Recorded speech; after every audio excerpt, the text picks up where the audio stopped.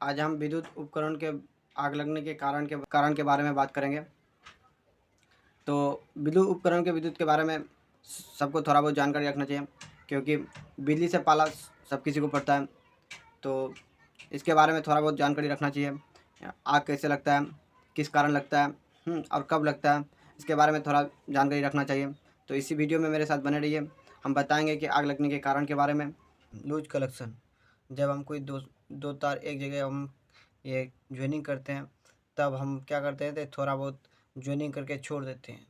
तो उसके कारण वायर डिफॉल्ट होता है। डिफॉल्ट होने के बाद वहाँ पे चिंगारे मारते हैं, आग लगने के खतरा आते हैं। तो उसका जब भी आप लोग अगर ज्वाइन करिएगा तो अच्छे तरह प्लास मार देना पड़ेगा, इंसुलेशन टेप मार देना पड़ेगा। ठीक है। उसके बाद नंबर 2 पे आता है गलत दर यानी फ्यूज। कुछ लोग क्या करते हैं, तो फ्यूज कटर में भी होता है, ठीक है, और बाहर भी होता है। जब मीटर के पास लगा रहता है तो वो लोड के ऊपर डिपेंड करता है। हम लोग क्या करते हैं कि कोई सा भी तार हमको मिल जाता है, उससे हम फ्यूज बांध देते हैं। लेकिन उसके कारण से भी आपका मीटर में या फ्यूज में आग लग सकता है। तो सबसे पहले आप फ्यूज कीजिएगा। तो जिस हिसाब से आपका घर में लोड चल रहा है उसी हिसाब से आपको फ्यूज बांधना है।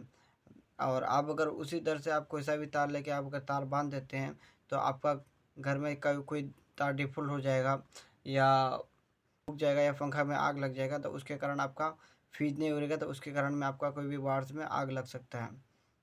नंबर 3 पे आता है ओवरलोड हीटिंग। ठीक है। तो ओवरलोड हीटिंग के कारण आग कैसे लगता है, जब हम कोई सा भी मशीन को कोई सा भी बोर्ड पे चलाते हैं, जैसे मोटर हो गया, वॉशिंग मशीन हो गया, और बहुत सारे मशीन होता है। तो उसी के हिसाब से आपको बोर्ड रखना चाहिए और वायर रखना चाहिए।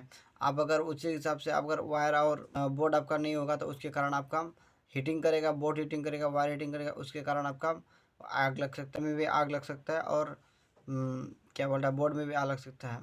तो आप कोई सा भी आप अगर लोड वाला काम करते हैं तो उसी हिसाब से आपको वायर वायर लेना पड़ेगा, उसके हिसाब से बोर्ड बोर्ड लेना पड़ेगा।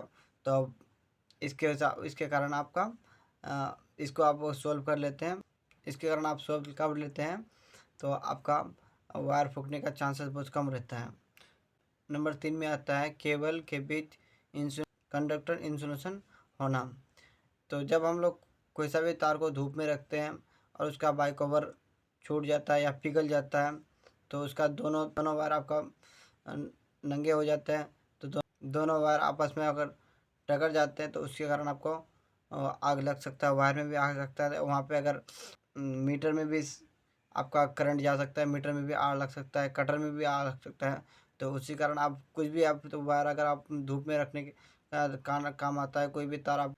नंबर 5 उपकरणों के पानी गिर जाने से कारण। तो इसके कारण पानी गिरने से भी कारण आपका ये आग लग सकता है। तो पहली बात क्या होता है, जैसे वॉशिंग मशीन हुआ और मोटर हुआ, फ्रिज हुआ, उसके अंदर अगर पानी चले जाते हैं तो उसके अंदर ओवर हीटिंग होता है। ओवर हीटिंग क्या होता है, उसका हीटिंग होगा, हीटिंग होने जलने के बाद उसका अंदर के वायर जल जाएंगे, जलने के कारण आग भी लग सकता है। तो आप कोई सा भी मोटर चलाते हैं, वॉशिंग मशीन चलाते हैं, या फ्रिज चलाते हैं, कुछ भी चलाते हैं, उसके साथ पानी के अलाउड ना करें। उपकरणों के बीच बैरिंग जाम होना या ग्रीसिंग करना। तो जैसे पंखा हो गया, मोटर हो गया, तो ये मोटर में क्या होता है, जैसे आप कुछ दिनों तक आप मोटर या फैन नहीं चलाते हैं और आप ग्रीसिंग नहीं किए हैं, तो आपका उसका बैरिंग जाम हो जाता है। उसके कारण आपका मोटर हीट करेगा, हीट करने के कारण आपका अंदर का कोयल जल सकता है, कोयल जल सकता है, उसके कारण भी आग लग सकता है।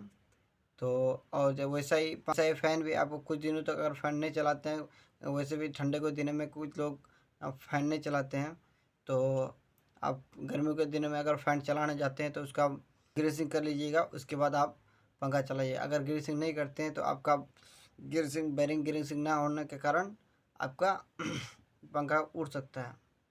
तो इस 6 चीज़ को ध्यान रखते हुए आप अगर अपने घर में यूज करते होंगे तो आपका घर में आग लगने का चांसेस बहुत ही कम होता है।